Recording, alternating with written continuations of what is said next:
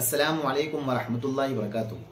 आज की इस वीडियो के ज़रिए से हम आपके सामने अक़ीक़े के मुताल्लिक़ बहुत ही अहम मसाइल बयान करने वाले हैं। पहला मसला ये है कि लड़के की तरफ से कितने बकरे ज़बा करना है और लड़की की तरफ से कितने बकरे ज़बा करना है।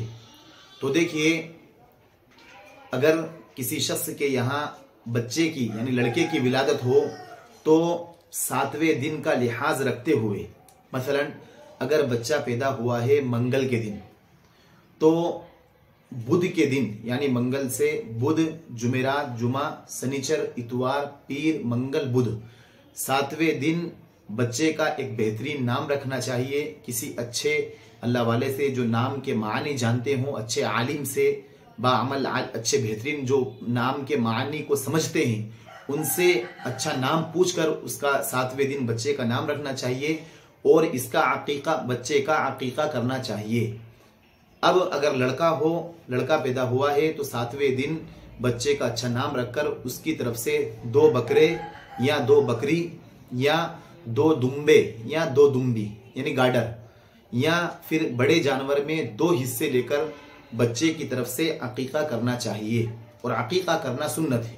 और अगर किसी के यहाँ बच्ची की विलादत हुई है, लड़की की विलादत हुई है, तो उसको भी 7वें दिन बच्ची की तरफ से 1 बकरी या 1 बकरा या 1 दुम्बी या 1 दुम्बा या बड़े जानवर में से 1 हिस्सा लेकर लड़की की तरफ से अकीका करना चाहिए। ये मसनून तरीका है, ये सुन्नत तरीका है।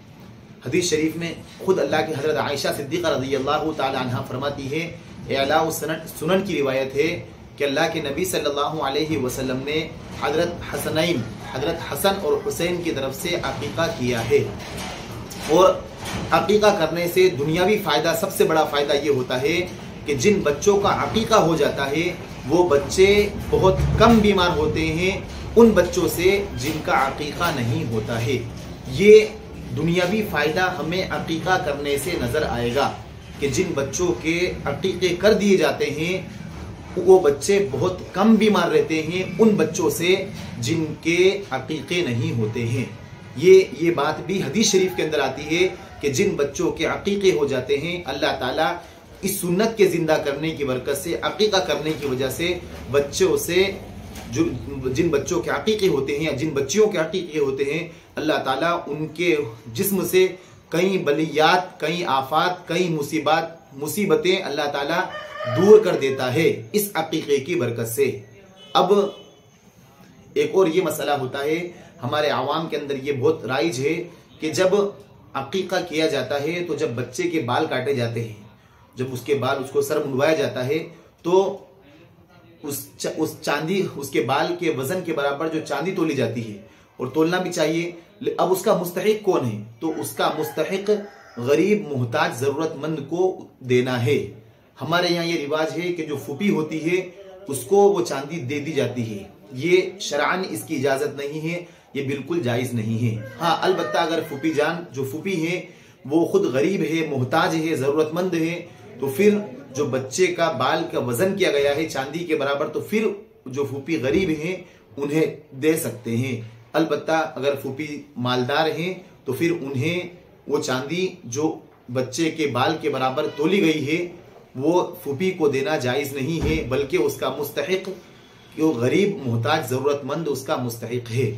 इसी तरीके से क्या अगर लड़के की तरफ से 2 बकरे ज़बा नहीं कर सकते हैं तो क्या 1 ज़बा कर सकते हैं?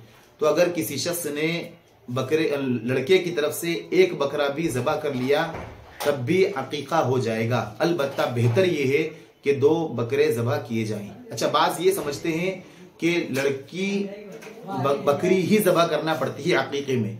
ये बात भी बिल्कुल बेअसल है। शरीयत में इस बात की कोई असल नहीं है। चाहे बकरा ज़बा करें, चाहे बकरी ज़बा करें, दोनों में ज़बा करने से अकीका अदा हो जाएगा।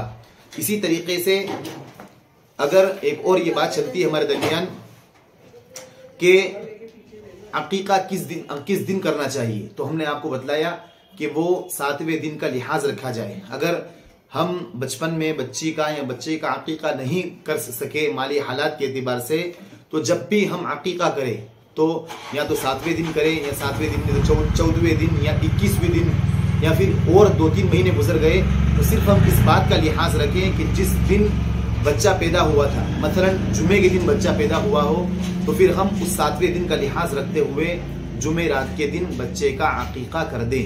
ये अफजल और बेहतर है। अगर याद नहीं है तो फिर कोई हरज भी नहीं है, हम जब चाहें जब अकीका कर सकते हैं। और इसी तरीके से जब बच्चा पैदा हो तो हम इस बात का भी ख्याल रखें कि बच्चे के दाएं कान में अजान कहें और बाएं कान में इकामत कहें। और ये उस वक्त जब बच्चा पैदा हो फौरन ही अजान और इकामत कहना बेहतर और दुरुस्त नहीं है, बल्कि जब बच्चे को घर लाया जाए और उसे अच्छा नहला धुला दिया जाए, जब वो बिल्कुल पाक साफ हो जाए उसका बदन, उस वक्त अजान और इकामत का कहना बेहतर और औला है। अलबत्ता अगर किसी ने अस्पताल के अंदर भी वहां पर भी अजान और इकामत कह दी तब भी अदा हो जाएगी, लेकिन बेहतर और अफजल ये है कि हम अजान और इकामत जब बच्चे को नहला धुला दिया जाए उस वक्त अजान और इकामत कही जाए।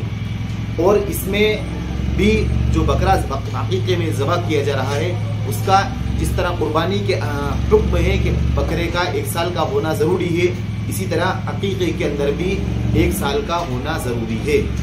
और इसी तरीके से अगर कोई जिसका अकीका किया जा रहा है उसकी उम्र बड़ी हो गई, वो बड़ी उम्र का हो चुका है, अब उसका अकीका किया जा रहा है, तो क्या उसके बाल काटना जरूरी है? तो फिर उस वक्त उसके बाल का कटवाना, बाल का मुंडवाना जरूरी नहीं है। मसलन किसी बच्चे की बचपन में अकीका नहीं किया गया था, अब उसकी उम्र 21 साल हो चुकी है, या 20 साल के बाद उसका अकीका किया जा रहा है, या लड़की का अकीका बचपन में नहीं किया गया, अब 14 साल की या 15 साल की हो गई है, तो अब इस मौके पर इन बालों का उनके जब अकीका किया जा रहा है तो बालों का कटवाना जरूरी नहीं है।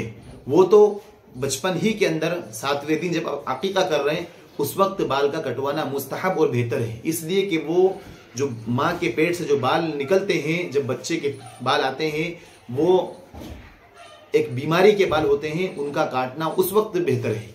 अगर कोई अकीका बचपन में नहीं कर पाया, बड़ी उम्र में अकीका कर रहा है, तो उस वक्त बालों का काटना जरूरी नहीं है। इसी तरीके से बच्चों के जब बाल काटे जाएंगे तो फिर जो उसका सर मूंडा गया है तो वहां पर जाफरान का मलना कैसा है? तो जाफरान का मलना सही है, और ये जाफरान का मलना हदीस से भी साबित है। और अगर किसी ने ये मान रखा था कि मैं अपने बच्चे की तरफ से अकीका करूंगा, या बच्ची अल्लाह ने मुझे दी है तो मैं अकीका करूंगा, और बच्ची मरी हुई पैदा हुई, तो क्या अब उन बच्चे या बच्ची की तरफ से अकीका करना जरूरी है? तो उन बच्चों की तरफ से जो मरे हुए पैदा हुए या होते ही इंतकाल फरमा गए, तो उनकी तरफ से अकीके का करना जरूरी नहीं है। अब अकीके की खाल का क्या हुक्म है? तो अकीके की खाल का भी वही हुक्म है जो कुर्बानी की खाल का है, कि उसे हम किसी गरीब मोहताज को या मदरसे में उसको दिलवा दें, खुद के इस्तेमाल में लाना जायज़ नहीं है। और ये जितने मसाइल भी हमने आपको बतलाए हैं ये किताबुल मसाइल जिल्द नंबर 2 सफ़ा नंबर 344 पर लिखे हुए हैं।